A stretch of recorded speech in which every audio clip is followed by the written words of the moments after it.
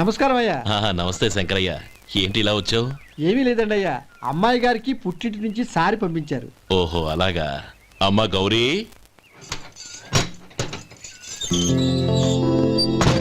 ఏంటి బావగారు పిలిచారు? నమస్కారం అమ్మా. ఏం లేదమ్మా, అయ్యగారు మీకోసం సారి పంపించారు. ఈ లిస్టు ప్రకారం అన్ని సరిగ్గా ఉన్నా లేవో చూసుకోండి.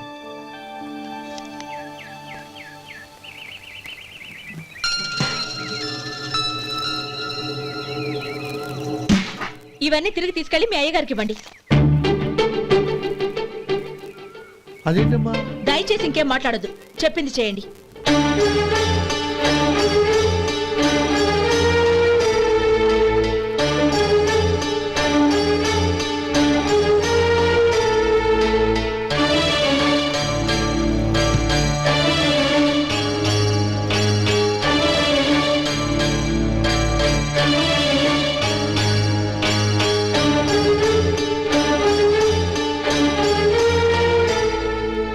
ఏంటి గౌరీ నువ్వు చేసిన పని? మీ నాన్నగారు అంత ప్రేమగా పంపిస్తే తిరిగి పంపించేశావు. ఆయన ఏమనుకుంటారు? ఏమనుకుంటే నాకేంటండి? ఎవరికైనా ఏదైనా పంపించేటప్పుడు వాళ్ళ స్టేటస్ కి తగ్గట్టుగా పంపించాలి. నాకు పంపించాల్సిన వస్తువులు అవి. ఆ మాత్రం ఇంగిత జ్ఞానం లేకుండా పంపితే నేనెందుకు తీసుకోవాలి?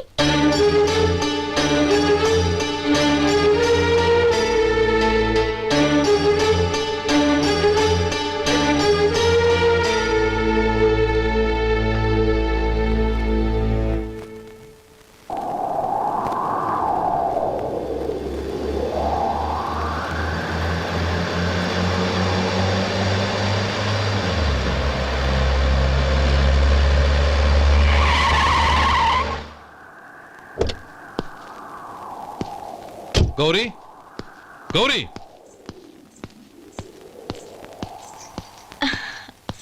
రండి నాన్న. ఏంటమ్మా నువ్వు చేసిన పని? నేనేం చేశాను? ఇంకా ఏం చేయాలమ్మా? నేను ప్రేమగా సారి పంపిస్తే తిరిగి పంపించేస్తావా? నీకు పంపిన వాటిలో ఏమైనా తక్కువ ఉంటే నాకు చెప్పాలి కానీ అలా తిరిగి పంపించేయటం ఏంటి? ఏదీ తక్కువ కాలేదు నాన్న, కావాల్సినవన్నీ ఉన్నాయి. కానీ ఉండకూడదు కూడా ఒకటి ఉంది.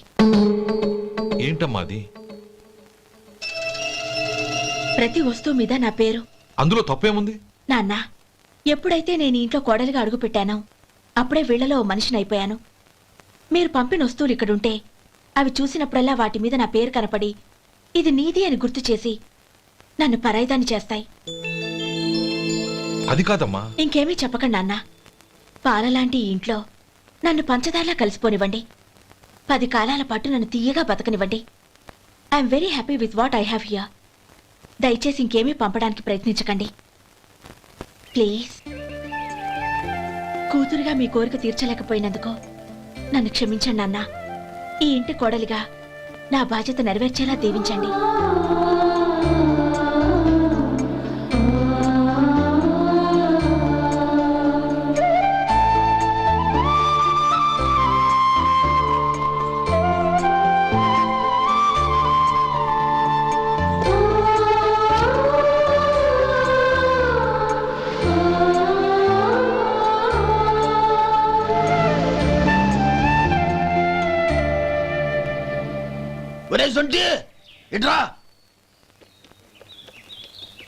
ఏంటండి? మాస్టర్ గారింట్లో ఫంక్షన్ కి జిలేబీలు మైసూరు పాకు పట్టుకెళ్ళి వారం రోజులైంది కదా. వాటి బాపత డబ్బులు గాని మనుషులు గాని ఇంతవరకు రాలేదు. వెళ్ళి వాళ్ళని డబ్బులు అడిగి తేవాలన్న బాధ్యత ఏమైనా ఉందా నీకు? మీకు అసలు బుర్ర ఉందా? తీసుకెళ్లి వారం రోజులైంది కదా, బతుకుంటే వాళ్ళు వచ్చుండేవాళ్ళుగా. సర్లే వెళ్ళి క్లీనింగ్ చేసుకో. పబ్లిక్ పబ్లిక్ వెళ్ళు.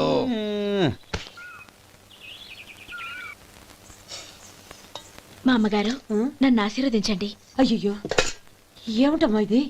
శుభమా అంటూ శ్రావణ శుక్రవారం పూట ఎవరైనా సుమంగళికి నమస్కరించి ఆశీర్వాదం తీసుకోవాలి కానీ నా కదమ్మా. మా అమ్మగారు నుదుటిన బొట్టు మెళ్ళో సూత్రం ఉంటేనే సుమంగళి ఎవరు? మనసులో మంగళకరమైన ఆలోచనలున్న వాళ్లే సుమంగళవుతారు. 3 తరాలు చూసిన మీకంటే సుమంగళ ఎవరుంటారు చెప్పండి?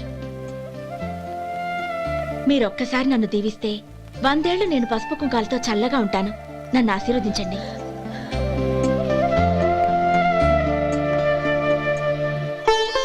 లేమ్మా.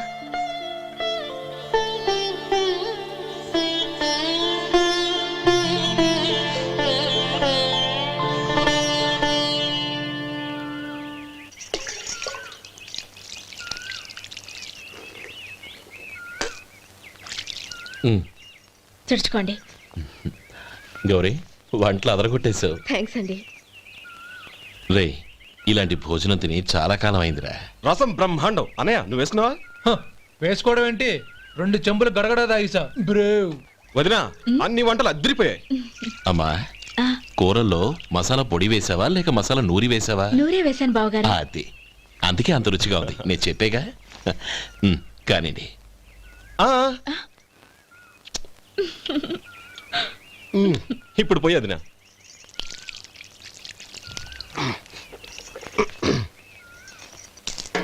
అనయ్య ఏమండి మరిది గారు, నా వంట గురించి మీరేం చెప్పలేదే? దోసకాయ పచ్చడి చాలా బాగుందండి. తన్ని నన్ని తానని నన్ని. థ్యాంక్స్ వదినా. తీసుకోండి.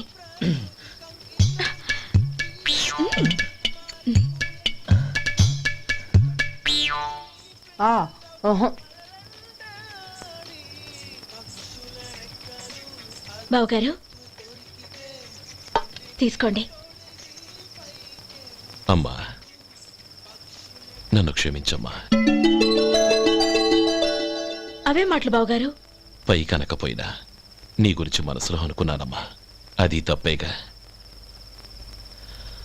ఆ రోజు పెళ్లి జరిగిన తర్వాత నువ్వు మీ నాన్నగారు మాట్లాడుకోవడం నేను విన్నానమ్మా.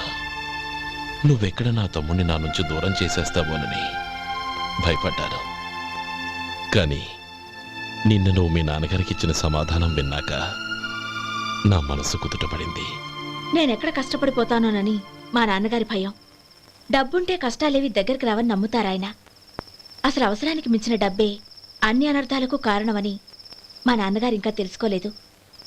ఆయన తృప్తి కోసం ఆ రోజు నేను సరే అన్నాను. శభాషమ్మా, చాలా గొప్ప మాట అన్నావు. మేము పాలో నీళ్ళో మాకు తెలియదు గాని నువ్వు మాత్రం పంచదారవేనమ్మా. నువ్వు మా ఇంటి కోడలిగా రావడం నిజంగా మా అందరి అదృష్టం. నిజమమ్మా. ఆ అదృష్టం మీది కాదు బావగారు, నాది. నేనెక్కడ బాధపడతానోనని నేను చేసిన రుచి పచిలేని కూరల్ని చాలా గొప్పగా ఉన్నాయని పొగిడారే, అది మీ అందరి సంస్కారం. అబ్బే అదేం లేదమ్మా, బానే ఉన్నాయే. ఆవంటే నేను తిన్నాను బావగారు, ఎందులోనూ ఉప్పు లేదు. మీరు సరే, మీ రెండో తమ్ముడు గారు ఇంకో మెట్టు పైకెళ్ళి దోసకాయ పచ్చడి చాలా బాగుందన్నారు. నిజమేగా? అసలు ఈరోజు నేను దోసకాయ పచ్చడే చేయలేదు బావగారు.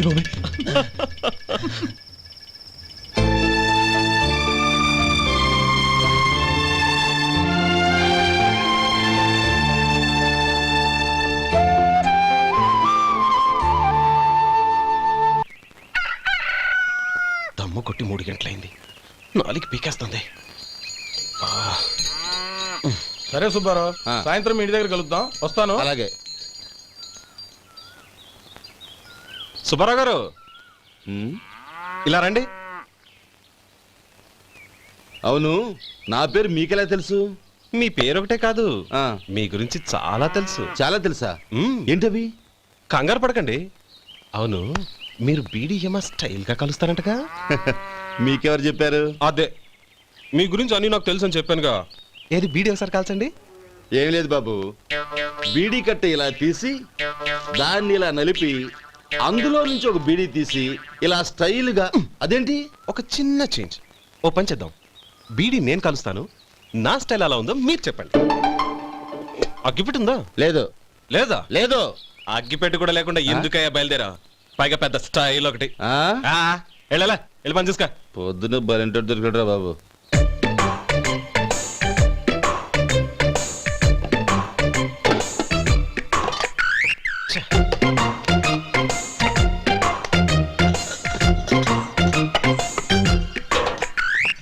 ఏంటి వెతుకుతున్నావు? అబే ఏం లేదు వదినా.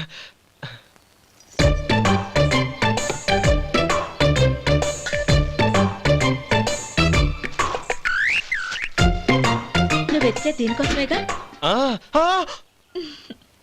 పర్వాలేదు, తీసుకో.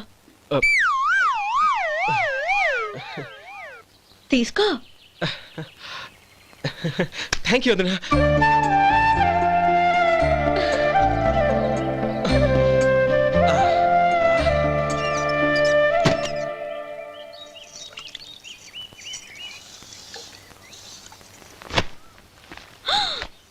అయ్యో బావగారు స్నానానికి వెళ్తున్నారా? అవునమ్మా. ఒక్క నిమిషం, వేడి నీళ్ళు పెట్టాను, కాగ్గాని పిలుస్తాను. నాకు వేడి నీళ్ళు అవసరం లేదమ్మా, చన్నీళ్ళతో. అది కాదండి, వేడి నీళ్ళు పెట్టేశానుగా, ఒక్క నిమిషంలో రెడీ అయిపోతాయి. పైగా ఈ వయసులో చన్నీళ్ళ స్నానం అంత మంచిది కాదండి. 40 ఏళ్ళ నుంచి చేస్తున్నానమ్మా. ఈ రోజు నాకు కొత్త ఏంటి? నే చన్ని.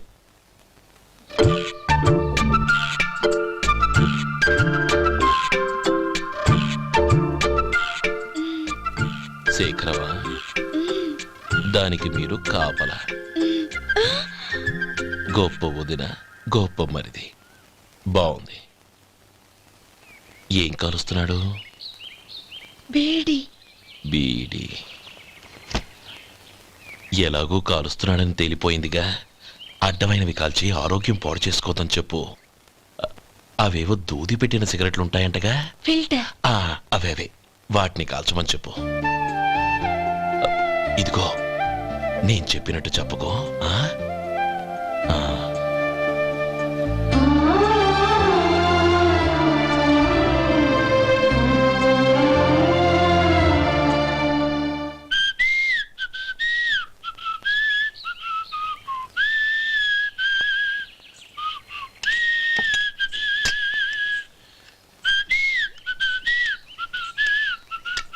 ట్యూన్ బాగుందండి.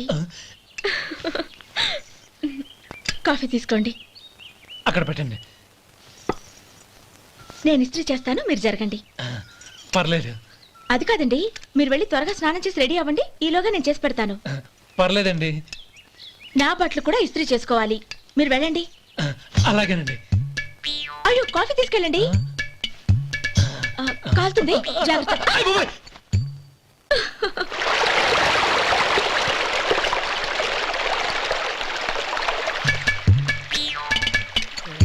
ఏమండి, నా బట్టలు అక్కడున్నాయి, తీసుకెళ్ళండి.